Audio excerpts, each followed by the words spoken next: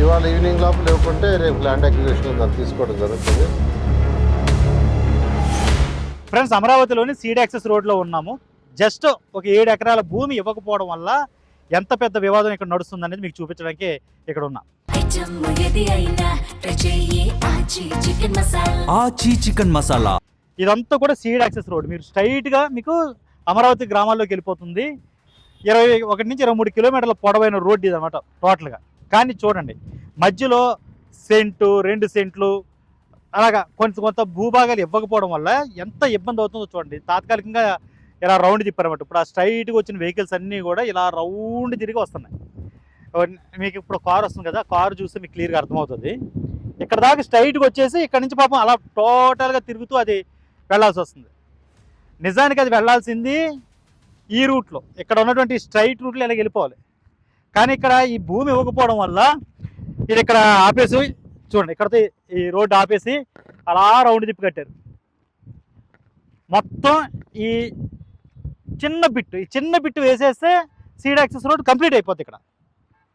But మొత్తం ఇక్కడ భూమి ఇవ్వకపోవడం వల్ల అక్కడ మధ్యలో వాళ్ళు ఏదో పాదులు వేసుకున్నారు. ఈ సీడ్ యాక్సెస్ రోడ్ మొత్తం అలా టర్న్ తిరిగి ఇలా వెళ్ళాల్సి వస్తుంది ప్రస్తుతం. ఇటువైపు చూస్తేనేమో పాత రోడ్డు అనమాట, కరకట్ట రోడ్డు అంటారు, అది మంత్రినాశ్రమం. కరకట్ట రోడ్డు అంటారు కదా, అది అనమాట. స్కూటర్ వెళ్తుంది చూడ, పైకి వెళ్తుంది, అది కృష్ణానది ఒడ్డు, అది కరకట్ట రోడ్డు అంటారు అది. సో దాని నుంచి అది చాలా ఇరుగ్గా ఉంటుంది. దాని నుంచి డైవర్ట్ చేసి ఇలా పెద్దగా సీడ్ యాక్సెస్ రోడ్ వేస్తున్నారు. ఇలా స్ట్రైట్గా వెళ్ళిపోయి మీకు ఉండవెళ్ళి ఆ రూట్కి వెళ్ళిపోతుంది అనమాట. సో ఇది మెయిన్ ఇక్కడ ఉన్నటువంటి వివాదం. దీనికి సంబంధించి ఇలా చిన్న బిట్లు ఇవ్వకపోవడం వల్ల అది అలా ఎప్పటి నుంచో పెండింగ్ ఉండిపోతూ వస్తుంది. ఇప్పుడు ఈ రోజుతో లిమిట్ అయిపోయింది, మీరు ఇస్తే ఇవ్వండి ఈ భూములు, లేకపోతే మేమే భూసేకరణ చట్టం కింద లాగేసుకుంటాము, ఇంకా తప్పని పరిస్థితి అంటూ మంత్రి నారాయణ కూడా చాలా సీరియస్ వార్నింగ్ ఇచ్చారు. ఏదైతే ఉందో ల్యాండ్ అక్విజిషన్ పెట్టడం 12.5 ఎకరాలు, అందులో ఆల్రెడీ చాలామంది ఇచ్చేశారు.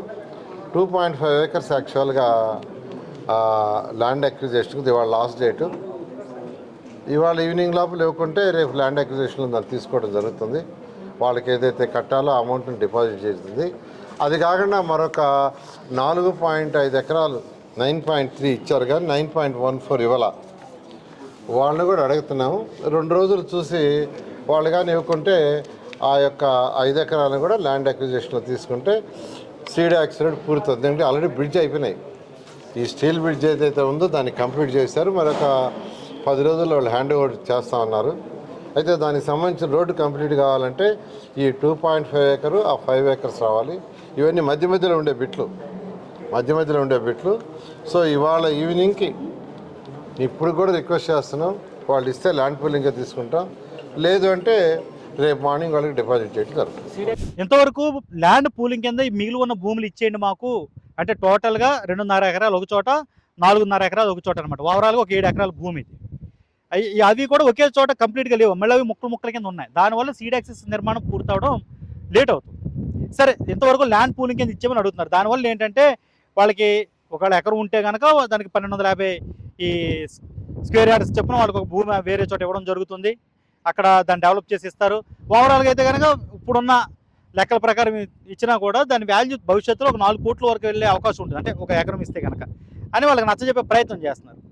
అలా కాదు, మాకు ఇంకా కావాలి, భూములన్నీ కూడా ఇక్కడ హైవేకి దగ్గరలో ఉన్నాయి, మాకు లోన్ మారుమూల ప్రాంతాలు అంటే అమరావతిలో లోన్ ఉన్న విలేజెస్కి ఎంత డబ్బు ఇచ్చారో ఆ డబ్బు ఇస్తారంటే ఎలాగని రైతులు అడ్డు చెప్తున్నారు. అయితే ఇప్పుడు భూసేకరణ చట్టం అమలు చేస్తే ఏమవుతుంది? భూసేకరణ చట్టం అనేది 2013లో అప్పటి ప్రధాని మన్మోహన్ సింగ్ దిగిపోయి చేసిన ఒక మంచి పని అది. దానివల్ల ఏంటంటే ఇలాంటి ప్రభుత్వ అవసరాల కోసం భూమిని తీసుకున్నప్పుడు ఆ భూ యజమానులకి 2 ఇంతలు ఇవ్వాలి. మార్కెట్ వాల్యూ అంటే రిజిస్ట్రేషన్ ఆఫీస్లో ఎంత రేటు ఉంటుందో దానికి 2 ఇంతలు ఇవ్వాలన్నమాట. దాంతోపాటుగా ఇంకో కాంపోనెంట్ ఉంది, దాని ప్రకారం ఇంకొక 100% ఇవ్వాల్సి ఉంటుంది. అంటే 3 ఇంతల భూమి అయితే రేట్ అయితే ఇవ్వాల్సి ఉంటుంది. ఇప్పుడు ఇలాగ ఈ మధ్యలో ఉన్న భూమి ఏదైతే ఉందో రోడ్డుకి మధ్యలో ఇలాగ ఇవ్వకుండా ఉన్నాయి. ఇవన్నీ కూడా ఇప్పుడు భూసేకరణ చట్టం కింద తీసుకోపోతున్నారు. అవి తీసుకుంటే మొత్తం ఒకవేళ దీని ఎగ్జాంపుల్ ఇక్కడ ఒక 40 లక్షల రూపాయల వరకు కూడా వాల్యూ ఉంటే ల్యాండ్కి సంబంధించి దానికి 2 ఇంతలు ఇవ్వాల్సి ఉంటుంది, 80 లక్షలు ఇవ్వాల్సి ఉంటుంది ఒక ఎకరానికి సంబంధించి. అలాగే అది కాకుండా ఇంకొక 40 లక్షలు ఎక్స్ట్రాగా వస్తుంది అనమాట ఇంకో కాంపోనెంట్ ప్రకారం. సో ఓవరాల్గా 1,20,00,000 దాకా కూడా వాళ్ళకి వచ్చే అవకాశం ఉంటుంది భూసేకరణ చట్టం. అదే ల్యాండ్ పూలింగ్ అయితే కనుక వాళ్ళకి డెవలప్ చేసి ఇస్తారు, భవిష్యత్తులో దాని రేటు పెరుగుతుంది, అది ఇంకా ఎక్కువ పెరుగుతుందని వీళ్ళు చెప్తున్నారు. కానీ ఇక్కడ ఉన్నటువంటి రైతులు ఆ రెండింటికి కూడా ఒప్పుకోకుండా వచ్చారు. దానితో ఇంకొక తప్పనిసరి పరిస్థితుల్లో భూసేకరణ చట్టాన్ని అమలు చేసి వీటిని తీసేసుకోబోతున్నారు. ఈ రోజు నుంచి దానికి సంబంధించిన ప్రక్రియ కూడా ప్రారంభం కాబోతుంది. నిజానికి జనవరి 2026లోనే ఈ నోటిఫికేషన్ ఇచ్చారు, కానీ అది అమలు చేయడానికి ఆలోచించి రైతులను ఇబ్బంది పెట్టడం ఇష్టం లేక వాళ్ళు రైతులతో మాట్లాడే ప్రయత్నం చేస్తారు. నిజానికి ఓవరాల్గా కావాల్సింది 12.5 ఎకరాలు, కాకపోతే 10 ఎకరాలకు సంబంధించిన భూములు ఇవ్వడానికి రైతులు ఒప్పేసుకున్నారు. ఆ మిగిలిన 2.5 ఎకరాలు ఇబ్బంది అయింది.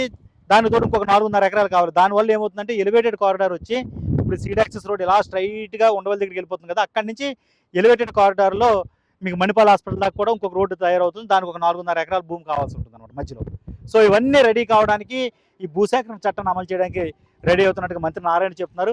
సో ఇప్పుడు ఇంకా ఒప్పుకోక తప్పని పరిస్థితి ఇక్కడ రైతులకి. సో చూడండి మీరే, ఎంత పెద్ద రోడ్డు వేసి మధ్యలో ఎంత చిన్న చిన్న బిట్లు, ఇలాంటివి చాలా చోట్ల ఉన్నాయన్నమాట. ఈ బిట్లు ఇవన్నీ కూడా ఇప్పుడు భూసేకరణ చట్టాన్ని అమలు చేసి సీడ్ యాక్సెస్ రోడ్డు నిర్మాణం కోసం తీసేసుకోబోతుంది ఏపీ ప్రభుత్వం.